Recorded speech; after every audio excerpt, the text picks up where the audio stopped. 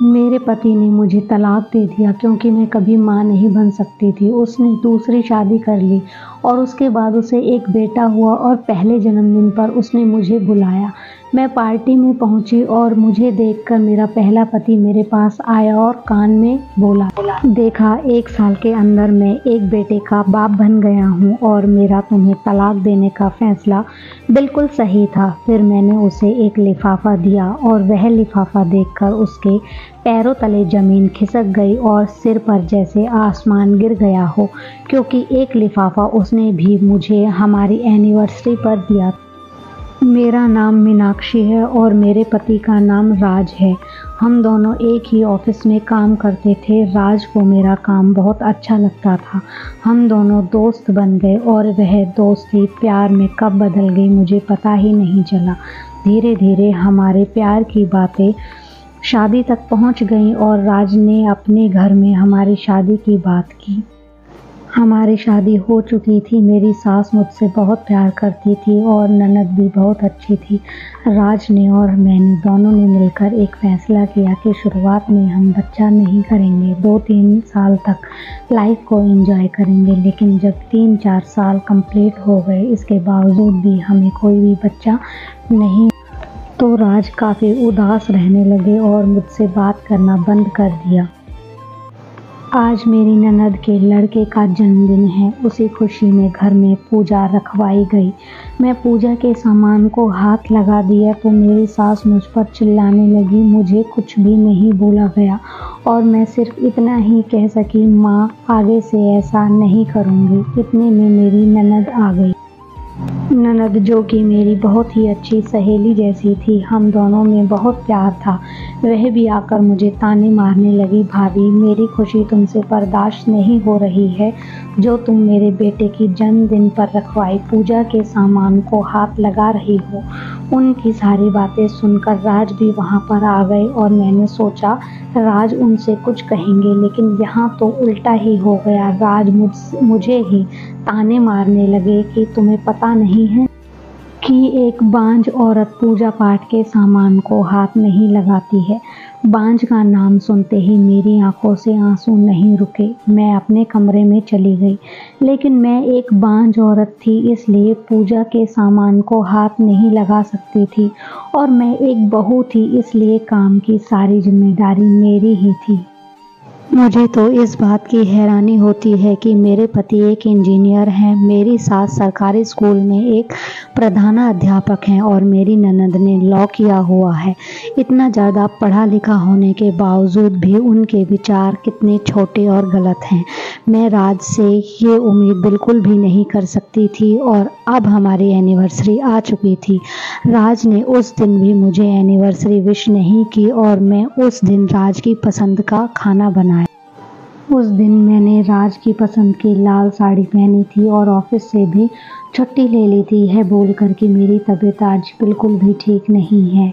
यह सब मैंने राज के सामने ही बोला था, लेकिन इसके बावजूद भी राज ने मुझसे एक बार भी नहीं पूछा कि तुमने ऑफिस से छुट्टी क्यों ली है, और फिर वो ऑफिस चले गए।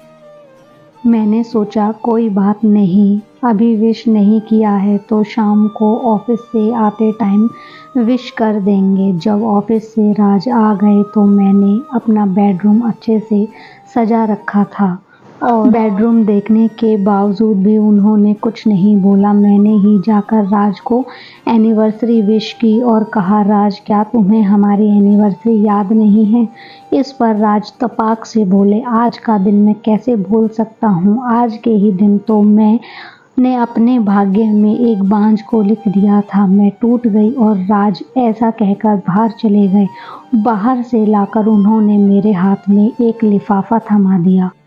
जब मैंने लिफाफे को देखा तो उसमें तलाक के कागज़ थे। मैंने राज से पूछा, राज तलाक क्यों? हमने तो एक दूसरे से प्यार किया था ना, और हमारी लव मैरिज हुई थी। तब राज बोले, हाँ शादी की थी, लेकिन मुझे नहीं पता था कि मैं एक बांझ औरत से शादी कर रहा हूँ। तब मैंने बोला, कोई बात नहीं, हम एक बच्चा गोद ले लेते हैं। इस पर राज बोले, मैंने तुमसे कई बार पहले भी कहा है कि मैं दूसरे का बच्चा, दूसरे का खून नहीं अपनाऊंगा। मैंने तलाक के कागज़ पर साइन किए और उस घर से चली गई। मैंने अपने ऑफिस से अपना ट्रांसफ़र दूसरे ब्रांच में करवा लिया क्योंकि अब एक साथ काम करना मुश्किल था। हमारे तलाक के थोड़े दिन बाद ही राज ने दूसरी शादी कर ली और उस दूसरी शादी से उसे एक बेटा हुआ जिसके जन्मदिन पर उसने एक पार्टी रखी और पार्टी में मुझे भी बुलाया था। उसने सोचा था कि इस पार्टी को देखकर मुझे बहुत बुरा लगेगा, लेकिन उसे क्या पता था कि यह पार्टी मेरे लिए सरप्राइज़ नहीं होने वाली थी बल्कि उसकी सारी दुनिया ही बिखरने वाली थी।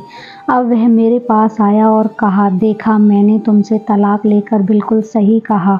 और इस पर मैंने उसके हाथ में एक लिफाफा रख दिया। लिफाफा देखते ही उसके पैरों तले ज़मीन खिसक गई और सिर पर से आसमान टूट गया क्योंकि आज से कुछ समय पहले उसने भी मुझे ऐसा ही एक लिफाफा दिया था।